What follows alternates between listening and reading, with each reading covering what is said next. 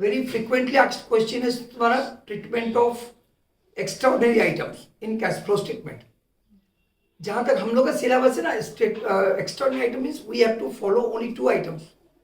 एक है तुम्हारा loss by theft, loss by earthquake, loss by flood etcetera. तो basically there are 2 item. Extraordinary items का मीनिंग क्या होता है? Extra ordinary, that is not an ordinary item. Extraordinary means that is not an ordinary items.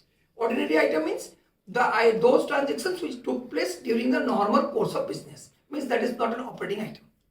जो हम लोग का डे टू डे लाइफ में होता है, जैसे हम लोग सैलरी पेमेंट करते हैं, वेजेस पेमेंट करते हैं, तुम्हारा इलेक्ट्रिसिटी बिल पेमेंट होता है, परचेज होता है, that is operating items. So extraordinary item means they are not occurred during the normal course of business. ठीक है?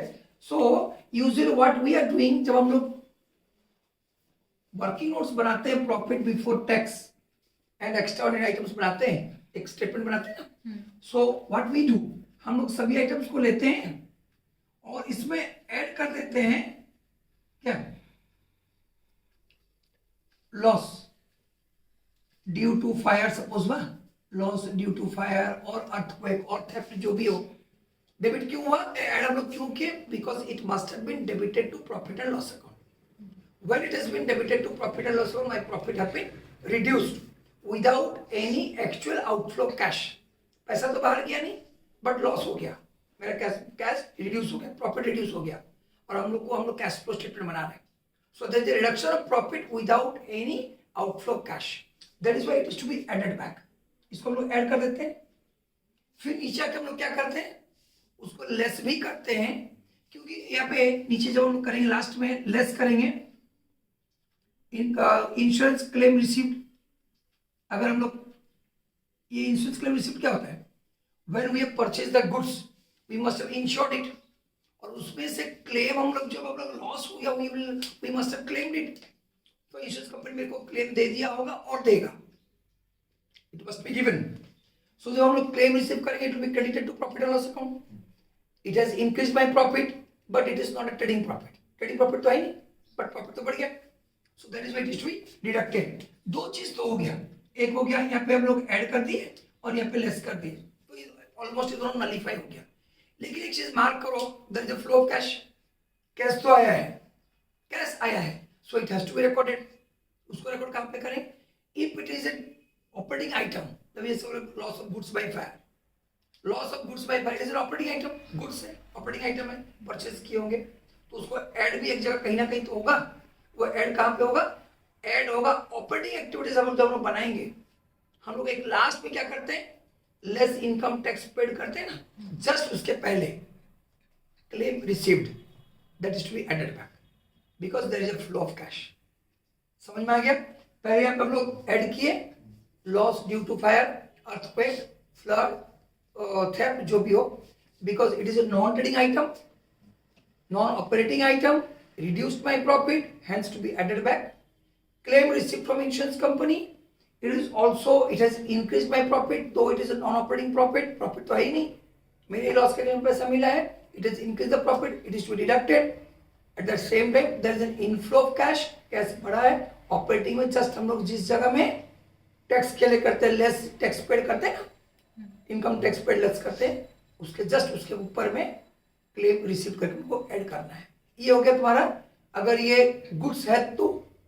लेकिन वहीं पे अगर एसेट होगा, suppose loss of machinery by theft हो सकता है ना, मशीनरी हुआ, फर्नीचर हुआ, कुछ तो हो सकता है। In that case what will happen, वहां पे क्या हो जाएगा, उस जगह में क्या होगा, वो अभी जो हम लोग ऐड कर रहे हैं कहाँ पर, ऑपरेटिंग में कर रहे हैं, वो कोई भी एसेट होगा तो वो किस में है, वो तो इन्वेस्टिंग है, वहां पे इन्वेस्टिंग में ऐड करेंगे। ये दोनों जो नॉर्मल जैसे होना है वैसे होगा। ठीक है, यूजुअली हम लोग का यही 2 आइटम्स हम लोग पढ़ते हैं, बट एक और आइटम है, वो आइटम है ये हम एक ही क्वेश्चन अभी तक देखे हैं, वो है तुम्हारा वॉलंटरी रिटायरमेंट स्कीम। बीआरएस जानते हो क्या होता है? Yes sir. Voluntary retirement scheme, BRS हम लोग का आरएफपी में बीच बीच में निकलता है बीआरएस। वॉलंटरी रिटायरमेंट स्कीम का मतलब होता है the employ will be induced to tender his resignation before the due period. उनका सुपर एन्युएशन पीरियड से पहले, उससे दोनों को फायदा होता है। एम्प्लॉय को फायदा है, वो 2-3 साल 4 साल 5 साल उनको काम करना नहीं पड़ेगा, but he will be paid. कुछ को छोड़ के, कुछ चीज को छोड़ के बाकी सब पेमेंट्स होंगे। एम्प्लॉयर को फायदा कि उनको 4-5 साल और एम्प्लॉय को पालना नहीं पड़ेगा। हो सकता है कुछ एम्प्लॉयमेंट में क्या होता है, वो एम्प्लॉयर चाहता है कि स्टाफ रिडक्शन करे, तो ये एक अच्छा तरीका है स्टाफ रिडक्शन का, ठीक है।